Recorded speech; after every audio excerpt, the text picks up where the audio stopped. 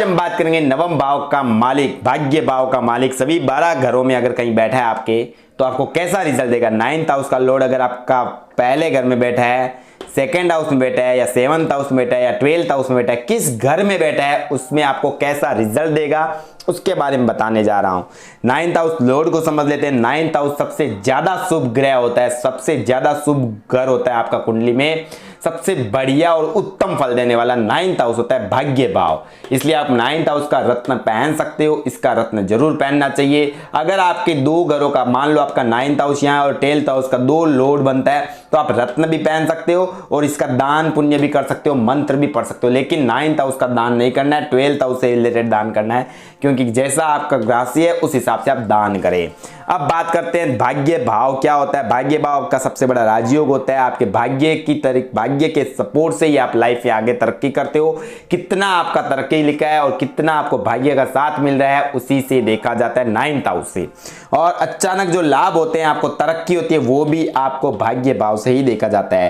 धार्मिक धर्म भाव, इसको धर्म भाव भी कहते हैं। आपका जो धार्मिक भाव है वो भी यही है। और पिता भाव, पिता के बारे में अगर बात करनी हो तो आपके 9th हाउस से ही देखा जाता है पिता का भाव। पिता के लिए भी आपका भाग्य भाव 9th हाउस से देखा जाता है। और पंचम से पंचम या आपके पोते का भी भाव यही होता है। पोते का अगर विचार करना होगा तो आपका यही होगा। जैसे दादाजी का बेटे का बेटा है, आपके दादाजी का जो पुत्र होता है पोता, वो भी इसी भाव से देखा जाता है।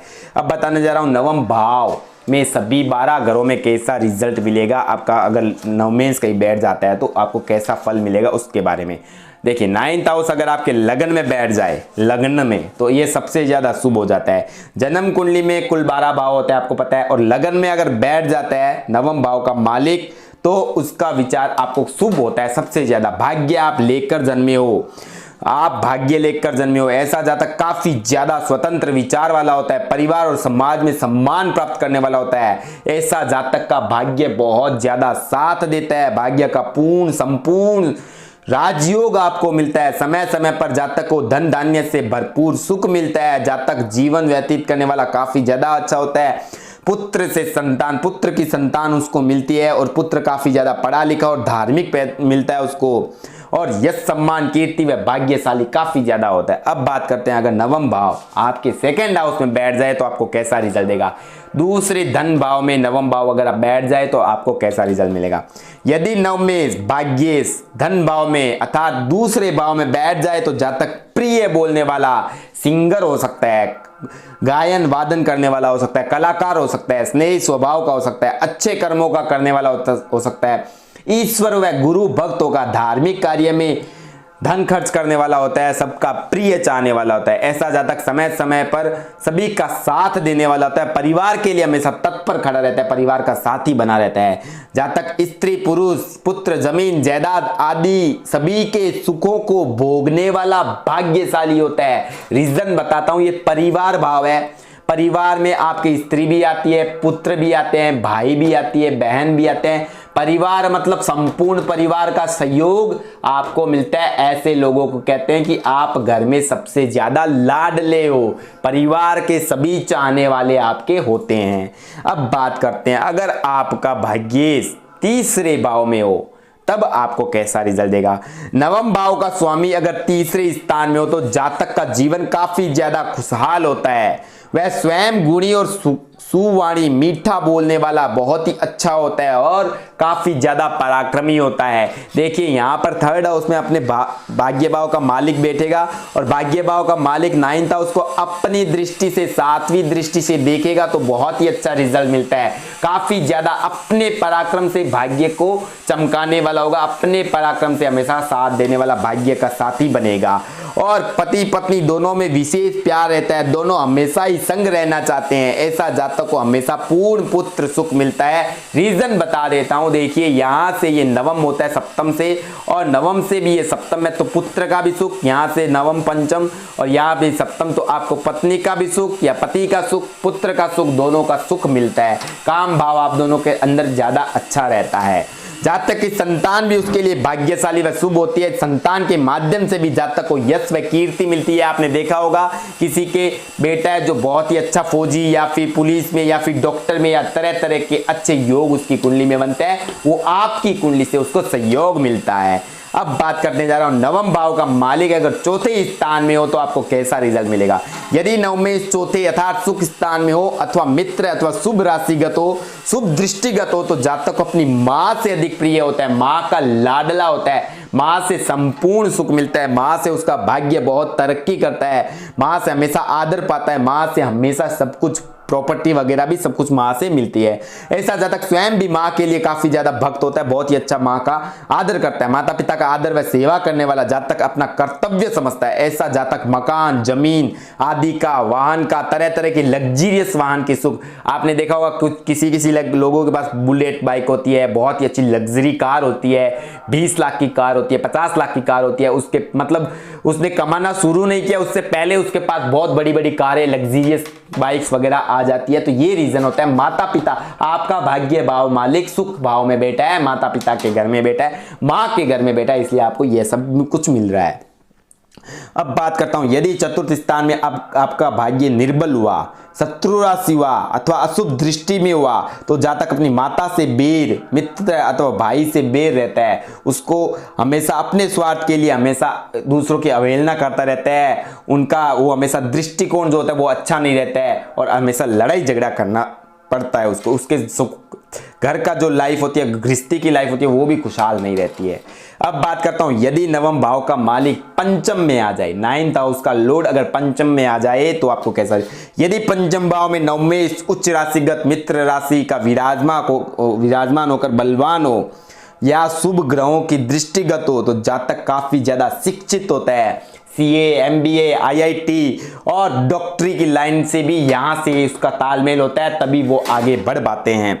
बुद्धिमान होता है, विद्वान होता है, ज्ञानी, धर्म कर्म को मानने वाला होता है, माता पिता का सबसे बड़ा सेवक और लाल दुलारा होता है, पूज्य जनों का आदर सत्कार करने वाला होता है, गरीबों को भोजन व वस्त्र बांटने वाला होता है। आपने देखा होगा बहुत बड़ी बड़ी संस्थाएं चलाता है वो, जैसे कोई कॉलेज लाइफ में जाता है और अपना 10 जन का 20 जन का ग्रुप बना लिया और बहुत बड़ी संस्था चलाता है और बहुत पढ़ा लिखा होता है, वो सभी इसका सपोर्ट भी करते हैं इसलिए क्योंकि वो पढ़ा लिखा अच्छा शिक्षितवान होता है, तो सभी उसका बात को भी मानते हैं और वो गरीबों को वस्त्र दान करना या खाना खिलाना ऐसा कार्य करता है। आपने कोरोना काल में भी ऐसा देखा होगा, ऐसे लोगों का भाग्य भाव पंचम से रिलेटेड होता है तब वो ऐसा कार्य करता है।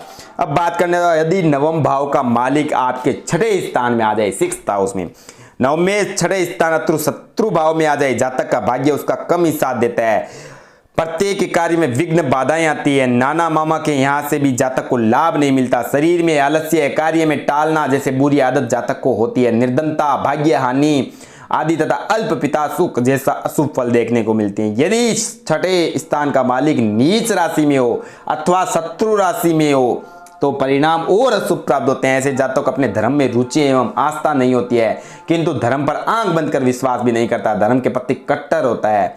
ऐसा जातक अपने शत्रुओं से ऐसा जातक घबराता रहता है, जातक का स्थायी कार्य अथवा नौकरी अथवा व्यापार आदि नहीं होता है जिससे वह लगातार धन प्राप्त कर सके, तो छठे स्थान में आना भाग्य का कमजोर हो जाता है। इसलिए आप इसका रत्न के साथ साथ मंत्र जाप भी करें, क्योंकि भाग्य आपका कमजोर हो गया है, इसको बल देना जरूरी है, तो रत्न के साथ साथ आपको मंत्र भी पढ़ने पड़ेंगे। अब बात करता हूं सप्तम नवम भाव का मालिक अगर आपके सप्तम भाव में 7th हाउस में आ जाए तो आपको कैसा फल मिलेगा दोस्तों, उसके बारे में बताने जा रहा हूं। अगर 9th हाउस का लॉर्ड आपके 7th हाउस में आ जाए, सप्तम भाव में आ जाए तो आपका बहुत ही अच्छा राजयोग है। यदि सप्तम भाव में आया, नवमेश उच्च राशि का हुआ, मित्र राशि का हुआ या स्वग्रही बहुत ही मित्र राशि का हुआ या अपने राशि का हुआ तो बहुत ही अच्छा है। उसका जीवन साथी गुणवान, विद्वान, मिलनसार होता है। उच्च राशि का और मित्र राशि का होने से बहुत ही अच्छा साथी जीवन साथी मिलता है। उसका जीवन साथी बहुत ही अच्छा होता है, उसका जीवन साथी गुणवान, विद्वान और मिलनसार होता है, स्नेही होता है, चरित्रवान होता है। ऐसा जातक स्वयं भी विद्वान, मृदुभाषी, बहुत ही मीठा बोलने वाला गुणवान होता है। जीवन साथी के माध्यम से जातक का भाग्योदय होता है एवं उन्नति होती है। आपने देखा होगा किसी की शादी होने के बाद जस्ट तुरंत 2 महीना बाद उसका भाग्योदय हो जाता है, वो किस्मत चमक जाती है, तरह तरह के उसके कार्य बनने लगते हैं। 2 साल के अंदर अंदर उसके राजयोग बन जाते हैं, तो वो शादी होने के बाद भाग्योदय हुआ है। मतलब 9th हाउस का लॉर्ड आपके 7th हाउस में है और 7th हाउस मतलब शादी होने के बाद आपका भाग्योदय के राज खुल गए, क्योंकि सप्तम भाव एक्टिवेट होगा, 7th हाउस लॉर्ड एक्टिवेट होगा डेली रूटीन लाइफ का, और 9th हाउस ने उससे कांटेक्ट किया तो 9th हाउस लॉर्ड भी एक्टिवेट होगा, तो आपका भाग्योदय शादी के बाद हो जाता है।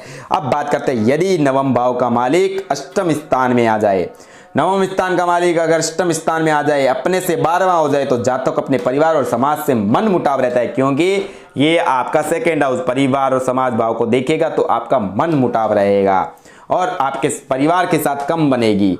और जातक को अपने परिवार और समाज से मन मुटाव रहता है, ऐसा जातक चालाक, स्वार्थी, दुष्ट स्वभाव का, वह गुस्सा क्रोध करने वाला रहता है। ऐसे जातक कुकर्मों में भी आगे रहता है। जैसे आपने देखा होगा शेयर मार्केट, सट्टा, सटोरिया कहते हैं ना, क्योंकि ये सट्टे का भाव है। और भाग्य आपका यहाँ पर आ गया, मतलब भाग्य आपका यहाँ पर, आप अपने भाग्य में आप एक बार सट्टा खेलते हो, आपने देखा होगा कि उसको अचानक कोई लाभ हुआ सट्टा में, आईपीएल खेला या सटोरिया कोई भी तरह का कार्य किया, उसमें अचानक से उसको लाभ हुआ, अचानक लाभ का ये भी घर, अचानक लाभ का ये भी घर, कांटेक्ट किया इस घर से, तो इससे सट्टा में लाभ हुआ, उसको लाभ होते ही वो उस लाइन में घुस गया, उस लाइन में घुसते ही उसको तरह तरह के लाभ तो हुए, लेकिन अचानक से उसको बहुत ही बड़ी परेशानी आई और वो उसमें बहुत कुछ हार गया, अपना बहुत कुछ उसको नुकसान हुआ, और अचानक से उसके बाद में सुसाइड का योग बन जाता है। इस तरह से सुसाइड का योग बनता है। ध्यान से देख लो, 9th हाउस का लॉर्ड यहाँ पे आता है, अचानक लाभ, अचानक लाभ, अचानक लाभ हुआ सट्टा से, सट्टोरिया से, सट्टा से, और अचानक लाभ होते उस लाइन में चला गया। लाइन में चले जाने के बाद उसको बहुत बड़ा नुकसान भी हुआ, क्योंकि अष्टम भाव है, सेकेंड हाउस धन को नष्ट करने वाला होता है, तो धन का नष्ट हुआ तो उसको सुसाइड करने का योग बना। अष्टम भाव में मैंने बताया है कि सुसाइड का योग इससे देखा जाता है। अब बात करने जाओ नवम भाव अगर स्वैग रही होकर नवम भाव में हो तो कैसा रिजल्ट देगा। 9th हाउस का लॉर्ड 9th हाउस में ही तो आपको कैसा रिजल्ट देगा। अगर नवम भाव का मालिक स्वयं स्वैग रही हो तो जातक बहुत ही मीठा बोलने वाला, उसकी आवाज एकदम माँ सरस्वती की योग की तरह होती है, सरस्वती योग बनता है ऐसी कुंडली में। अगर नवम भाव हो अपने ही तो राजयोग होता है ऐसा कुंडली में, बहुत भाग्यवान होता है, गुरु व विद्वानों का सम्मान करने वाला होता है, परिवार समाज मित्र वर्ग में सबसे ज्यादा सम्मान पाने वाला होता है, धार्मिक कार्यों में हिस्सा लेने वाला होता है, दयालु ज्ञानी व दानी होता है, माता और पिता का आज्ञाकारी सेवक होता है। ऐसा जातक अपने जीवन साथी और संतान से सबसे ज्यादा स्नेह रखता है, धन धान्य से परिपूर्ण रहता है, भाग्यशाली रहता है, जातक जीवन में सबसे ज्यादा सफल होता है, कोई भी परेशानी आ जाए वो हंसकर उसको पार करने में सक्षम रहता है। इसलिए आप 9th हाउस का रत्न जरूर पहने, सबसे ज्यादा राजयोग कुंडली में 9th हाउस दिखाता है आपका। अब बताने जा रहा हूँ 9th हाउस का लॉर्ड अगर 10वें स्थान में हो, यदि 9वें 10वें स्थान में हो, भाग्य भाव का मालिक अगर 10वें स्थान में मित्र राशि शुभ राशि में हो तो जातक कठिन से कठिन परेशानियों कार्य करने वाला, बुद्धि कौशल बाहुबल के माध्यम से सफलतापूर्वक सभी इस कार्यों में संपूर्ण विजय हासिल करता है। ऐसा जातक विद्वान, बुद्धिमान, दूरदर्शी, कुशाग्र, धनी, विख्यात, आदरणीय व सभी तरह के कार्य में बहुत ज्यादा ही बुद्धिमान इंटेलिजेंट होता है। सफलता उसके कदम चूमती है, हर सफलता जिस काम में हाथ डालेगा उस काम में वो सफल हो जाएगा, क्योंकि ये कर्म भाव और भाग्य भाव का जब से, जैसे यहाँ पे मैंने बताया आपका भाग्य भाव का अचानक लाभ से, सट्टा सटोरिया से, आपका शेयर मार्केट से कांटेक्ट किया, अब आपके कर्म भाव से कांटेक्ट किया, तो आप जिस काम में हाथ डालोगे उसमें सफलता मिलेगी, लेकिन काम मेहनत का होना चाहिए। ऐसा नहीं कि आपने सट्टा वट्टा में हाथ डाला, क्योंकि सट्टा का करिए है, मेहनत का करिए, आप मेहनत जिस काम में करोगे उसमें आपको सफलता जरूर मिलेगी। अगर भाग्य कमजोर हुआ तो भाग्य रत्न जरूर पहने। ऐसा जातक जनता द्वारा चुनकर विधानसभा, मतलब यहाँ राज्य सरकार का भी है, सरकार में भी उन्नति करता है, राज्य सरकार में भी उसको हमेशा भाग्य साथ देता है, वो राजनीति में बहुत पद हासिल करता है, ऊंचा पद हासिल करता है। अब बताने जा रहा हूँ यदि आपका 9वें एकादश भाव में हुआ, यदि नवम स्थान का मालिक 11वें भाव में हुआ, 11वें भाव में, तो जातक आय भाव में हुआ तो शुभ मित्र राशि तो होने से काफी ज्यादा जातक धनी होता है, रुपए पैसे की उसको कभी कमी नहीं रहती है। ऐसा जातक धार्मिक प्रवृत्ति का होने के कारण समाज और जनता में प्रसिद्धि पाता है। सभी जातक धार्मिक प्रवृत्ति के होने के कारण समाज और जनता में बहुत ज्यादा नेम फेम मिलती है, सभी से मिलजुल कर चलना, सभी के साथ सम्मान पाना, प्यार भरा व्यवहार करना, सभी के साथ बहुत ही प्रेम से सभी के साथ व्यवहार करता है और सभी के साथ स्वभाव मिलनसार होता है, वो सभी लोग उसको पसंद करते हैं और अपने पुत्र व पुत्र आदि का सुख प्राप्त करता है। ऐसे जातक की आयु भी काफी अच्छी होती है, क्योंकि वे पुत्र और पौत्र, ये आपका पुत्र का स्थान, पुत्र से पुत्र पौत्र के स्थान, यहाँ 11वें भाव में, तो पुत्र और पौत्र दोनों का सुख उसको मिलता है। अब बताने जा रहा हूं यदि 9वें साहब के 12वें भाव में हुआ, शत्रु राशि का हुआ, नीच राशि का हुआ, अशुभ दृष्टि में हुआ, तो जातक कपटी, द्वेषी, भाग्यहीन, दरिद्र, अल्प बुद्धिहीन होता है। ऐसे जातक प्रत्येक कार्य में में विघ्न आता है, परेशानी आती है, बिना कार्य में रुकावट, कोई काम नहीं बनता है, इससे जाता कि जीवन में कम ही सफलता प्राप्त होती है। नवमेश व्यय भाव में चले जाने से आपको क्या करना है, विदेश, अपने घर से दूर जाकर तरक्की के योग बनते हैं। भाग्य आपका विदेश में आ चुका है, मतलब विदेश में जाकर आप तरक्की कर सकते हो। अपने घर से 1000, 1500, 2000, 5000 किलोमीटर दूर जाकर आप अपना कार्य करिए, आपको उसमें सफलता मिलेगी। दोस्तों, भाग्य भाव का सबसे ज्यादा आप रत्न दान करें और मंत्र सबसे ज्यादा पढ़े, लग्नेश और भाग्येश का मंत्र जरूर पढ़ें, भाग्य को हमेशा स्ट्रॉन्ग करें तो बहुत ज़्यादा आपको फायदा होगा। मिलते हैं अगले वीडियो में। अगर वीडियो पसंद आया तो लाइक जरूर करना और चैनल को सब्सक्राइब जरूर करना। धन्यवाद।